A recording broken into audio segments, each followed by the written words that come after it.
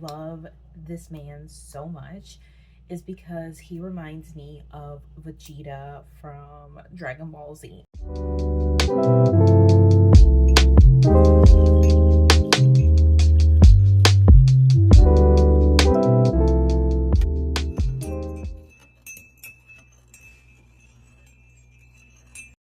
So, a little bit of a reading update. Hello, good morning. It's like almost 10:30. I am reading The Prize by Julie Garwood. I have several of her books. I don't think I've ever read anything of hers, maybe in my youth again. I read so much of this stuff growing up. I picked this up as part of my spring TBR, and I can hardly put it down, but I also don't want it to finish. The chapters are quite long, like I think each chapter seems to be like about 40 pages or something like that. So like I'm about to be on chapter 6, I think, yeah.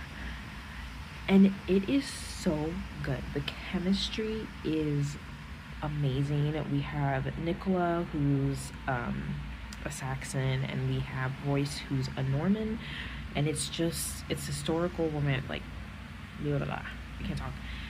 Historical romance, and it's set in the time when King William took over England, kind of like dissolving Saxon the norms and like integrating them all together and all that fun stuff. So Royce is put in charge to take over this holding and capture the prize, which is Nicola, and take him to the king, and she's supposed to like either be another part of like the union of like the Saxons and Norms at the time. But he is like this big burly like scarred general type thing, but he has like patience of a saint, but he's just kind of, oh my god, like there's been so many moments that I'm just like giggling. So things kind of change up. Instead of the king's knights picking, like they have to fight to like pick her, she picks Royce, spoiler alert. And oh my god, so she didn't pick this other guy who's Royce's rival, which is Baron Guy. And so he's like all why'd you pick him? He's like all scarred and ugly. And she's like, are you referring to the handsome mark of valor upon his cheek? And the guy's like, his name is Guy, is all like, oh my god, what the heck? And then he's like, mark of valor? What an unusual way of looking at the imperfection. And then she says, Nicola, queen, oh my god, love her. She says, boys have perfection. I chose a man. So good. Oh my god. It's just like, I mean, I've seen people like pick up more like historical romance, and some of the older stuff, yes, is quite questionable and like morally corrupt and like what the heck. And there's been several that I've just kind of DNF'd because it's like way too much. Like, okay, I can't even stand by this remotely. I can't forget my feminine morals for like this at all. But it is so good, just the chemistry, the yearning. Like, if there's OG yearning, it's historical romance, because, you know, back then things were, you know, had to be done a certain way, and there was like all this like tension and pull and like chemistry of just like talking before there's any like physical element. And when the physical element comes, it is like top tier. Just, oh my god, just what a tease, what a build up of like everything. So I can't recommend historical romance enough. I'm really happy that I'm just kind of slowing down a little bit with my reading, because it's just been so enjoyable. If you can get your hands on this, I can't recommend it enough. I'm so happy this is my first book of hers, and I most definitely will be reading all the others that I have on my shelf. Good morning. Excuse me. This is my second clip to what you just saw for my quick little check-in for The Prize by Julie Garwood. And I finished it the other day, so I just kind of wanted to like wrap it up. That book was so amazing in so many ways.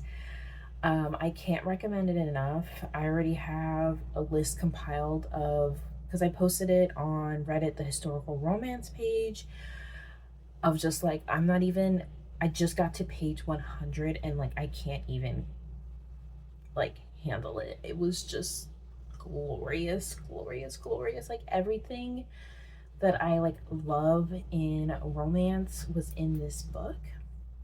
So so we have Royce and Nicola, and you know, Norm Saxon is during the time where William's taking over like what is now England, I think, if I'm like correct in the history of it, because it's like historically accurate, so to speak, in the sense of like what was going on at the time. And um, Nicola picks Royce because it ends up being that she saves the queen's niece from a fire, and Royce is like instantly at her side. And like, I was thinking to myself as I was reading, and I was like, oh my god, I know why I love this man so much, is because he reminds me of Vegeta from Dragon Ball Z. If I have not mentioned it or anything in any of my videos that are on my channel, Vegeta is like in my top 5 like fictional boyfriend character list, like husband, honestly. I finally sat through and watched Dragon Ball Z, no, Dragon Ball Z Kai, because it was like the shortened version, and then Dragon Ball Z Super, which is the newer stuff. RIP to that creator. Like, that was like devastating because we had just finished watching Dragon Ball Z Super when it was announced that he passed away, and I was like, are you kidding me right now? Like, I was like, I almost cried. Like, I never really cry for anybody famous passing away. Anywho, as I was watching that, I kept telling my husband, I was like, honey, Vegeta is like the epitome of like a male main character in a romance setting. Like, and it's not even like there's no romance plot in the series, like subplot even. It's a Shonen Jump series, meaning so it's like oriented to male audience. So like a lot of fighting. Yes, the characters get married and have kids, but it's not like you see them wooing the chick. It's more like, I'm gonna marry you, and like they fight, type of thing. But Vegeta's like this grumpy, just like self-centered, just, oh my god, he's like, oh my gosh, I can't even, you have to watch it. You have to watch it. And so as the story progresses and Bulma's this like super charismatic genius, like take life by the reins and all that stuff. And not that like Vegeta and Bulma or Royce and Nicola, but like the Vegeta character, like you just have to see it and then like read the prize to get what I'm like, to get my point. Because Royce is like grumpy and he's like very to the T and just kind of like very patient and just quiet and just like stoic. And he's like always one step ahead of Nicola, because she's like, she doesn't want this arranged marriage of convenience type thing, but she only wants him, and like she's trying to scheme and he's always like ahead of her. I was like giggling, kicking my feet so hard, and he is like, I like, oh, this is like a marriage of convenience. I don't know how to love. I just want you to do this, like, obey me, blah, blah, blah, which is a little archaic. But the way that he's like there, like always touching her, like comforting her, and all these things, I was just like swooning. I was like, oh my god, this man. And at the same time, like if anything happened to her, he was like beast mode, like touch or die type of situation. And there is an iconic scene in Dragon Ball Super where the current villain, Beerus, which is like this god in the separate universe that they weren't aware of, slaps Bulma, and Vegeta like loses it. When that happened, I had to like play it back a few times. I was like, I knew it, this man. And like she teases him and then he gets like all soft and stuff like that in other parts of the show. I'm telling you, it was so good. I loved every bit of it. I felt like a little bit towards the end, it was kind of choppy. The prize. I'm done talking about Dragon Ball Super. I highly recommend it. It is really fun. Like I grew up with my brothers like always watching clips, and I was always like, ew, no. They're like fighting one scene for like 30 episodes, and that's why you need to watch Dragon Ball Super Kai, which is like the abbreviated version of everything where they make the fights like not as long. But it was just perfection. All the side characters, how he just always knew what she was thinking, and how without realizing he was taking care of her and loving her and like being there for her. And on her perspective of like, yes, he's like this broody, like rules, but like of how much he cared for her, and her seeing that and then reciprocating, like realizing how much she cared for him, and just their banter, their conversation. They're always like, she's like a short temper. It was just so magical. I can't recommend it enough. I'm most definitely going to read the rest of her books that I have, and I hope to acquire the other ones that were recommended to me in that Reddit page that I posted on the historical romance. Honor Splendor is apparently a really good one.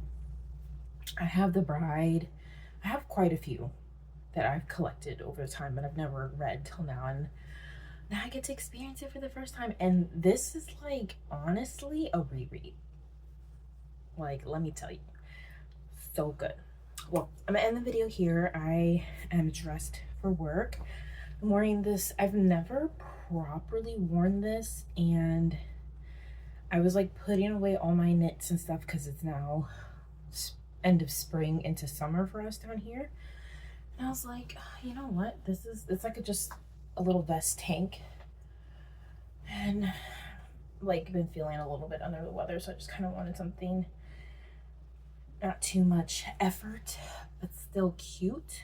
So, and I have like this really good thin button down that I thrifted. I highly recommend a piece like this because it's so versatile, because you can wear it open over like a strappy piece, excuse me, or you can wear it under like this. There's a gingham dress that I got that I thought would be really cute, but I feel like that's a little too dressed up for me just going in for 4 hours.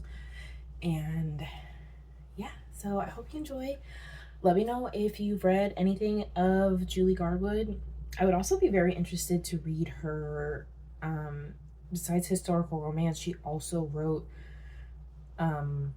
suspense thriller romance books towards the end of her life. Like, I didn't really see from like her catalog of the last things weren't really historical romance. I could be wrong, but at least just like anytime there's like books I come across of hers at the thrift store or at the library, when they come through, it's like not historical romance.